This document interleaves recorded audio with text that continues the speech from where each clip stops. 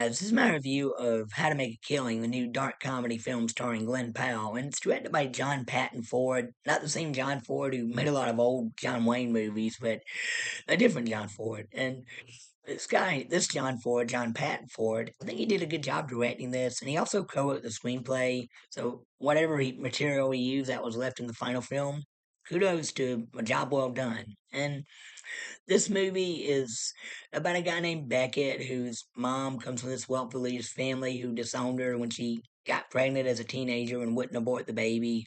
So she she raised him on her own and she died when he was a kid and she told him on her deathbed, you need to fight hard for what you deserve in life. And when he's an adult, he has this job he's not satisfied with, so he goes on this killing spree to wipe out the members of his family one by one so he will inherit their fortune. And the killings, they're not really that creative. Well, except this the first guy he kills, he does it by tying his legs to an anchor, the rope on an anchor on the yacht while he's sleeping, and the when he knocks the anchor overboard, the rope pulls him down and drowns him. That was pretty clever.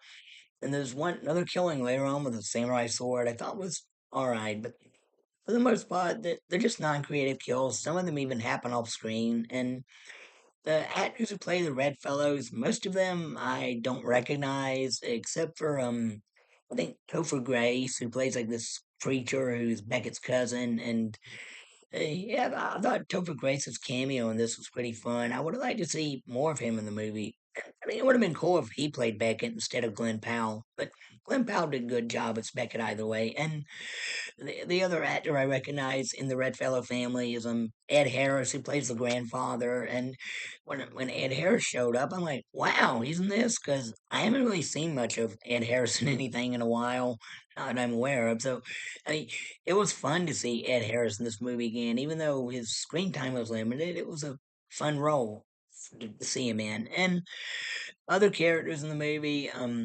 This Julia, played by Margaret Qualley, she's a childhood friend of Beckett that he's still has feelings for, but is married now. And he tries to ask her out. She says, "Ask me out when the time is right." But every time he does, she says, "Nope, I'm still married." And dude, she's egging you on. Can't you see that? And then he later finds a relationship with another girl who's not married named Ruth. And Ruth, the girl plays her, Jessica Harwick, I think that's her name. He has some nice chemistry with her, and they make a pretty better couple than him and Julia would have. Um, and the the killings when he does kill the red fellow, like I said, sometimes it just happens off screen. You don't see nothing, but there's hardly any fights in it. So if you're looking for like an action-packed vigilante film, you're not gonna find it in this one.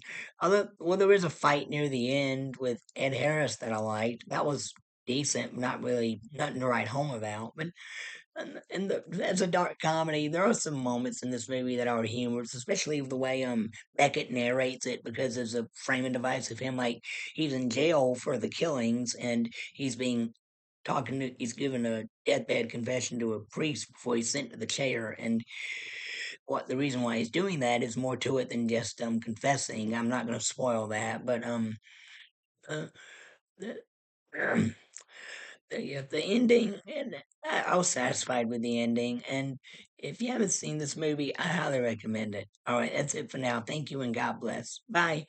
I give it 2 thumbs up.